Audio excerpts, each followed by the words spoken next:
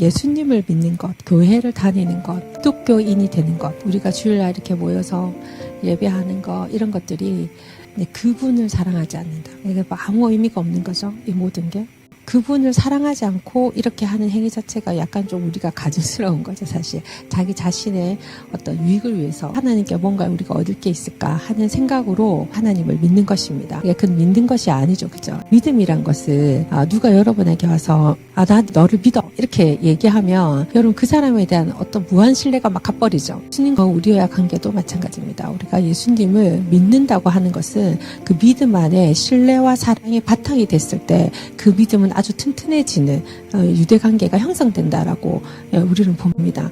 마가복음 16장에는 예수님의 무덤의 사건에 대해서 얘기하고 있습니다.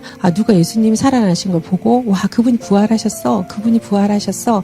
근데 계속 얘기하는 게 뭐예요? 믿지 않았다. 믿지 않았다. 믿지 않았다. 그리고 그 큰 돌을 누가 옮겨줄까? 우리는 예수님을 가서 볼 수 있을까?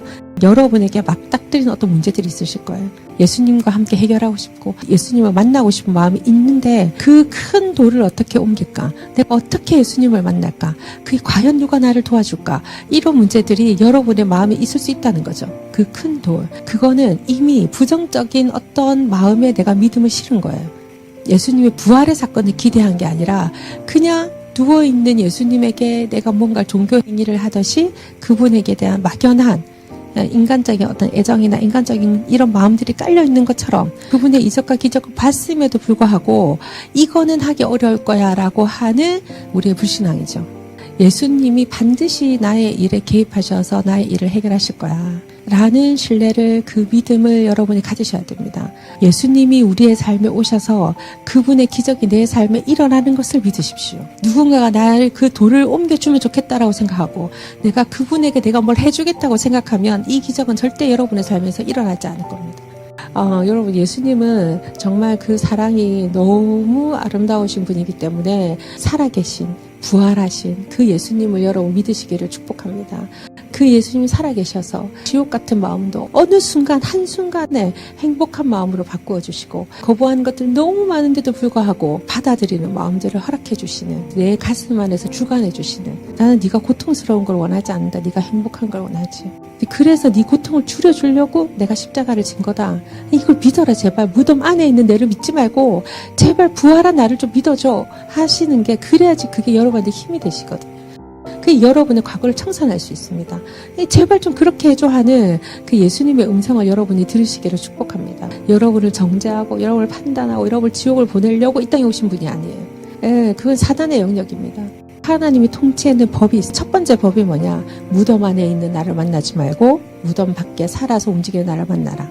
능력이 있기 때문에 절대로 너를 포기하지 않겠다. 내가 한번 니하고 인연을 맺었으니 나는 너를 포기하지 않겠다.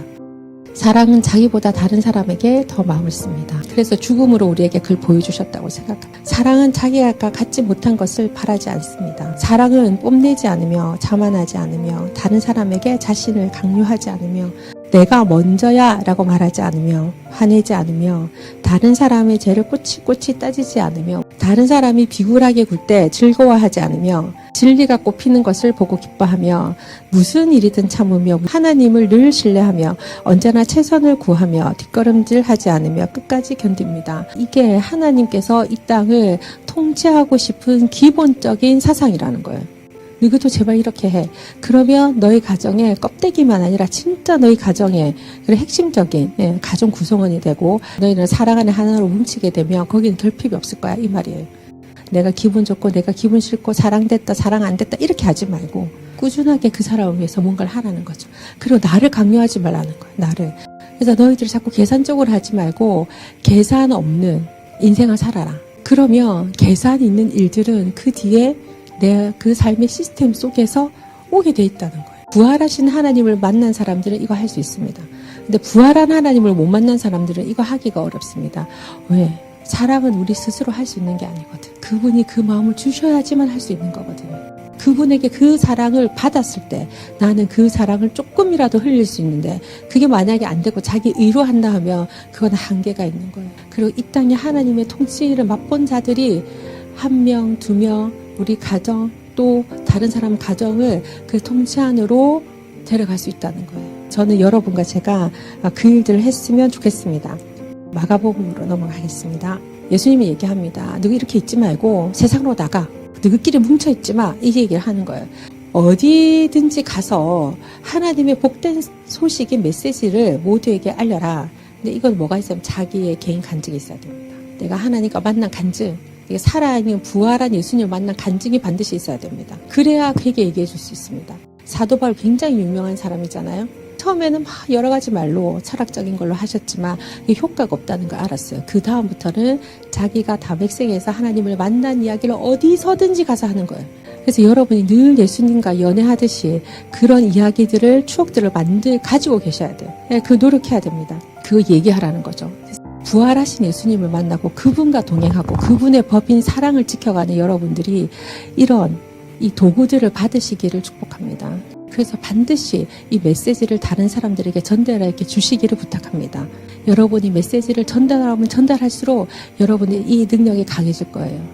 근데 이 능력을 위해서 하면은 그건 좀 곤란하겠죠. 그러면 반드시 우리는 뭐와 싸우게 되냐면 사랑이 없는 내 마음과 싸우게 돼 있습니다. 길을 막아버리고 싶고 눈을 감아버리고 싶은 내 마음에 그 사랑이 없는 그 어떤 존재와 싸우고 하나님에 대한 신뢰가 없고 하나님을 믿지 않으려고 하는 그 어떤 존재와 우리는 싸워야 됩니다. 그래서 여러분 그 싸움에서 여러분이 승리하시기를 축복합니다.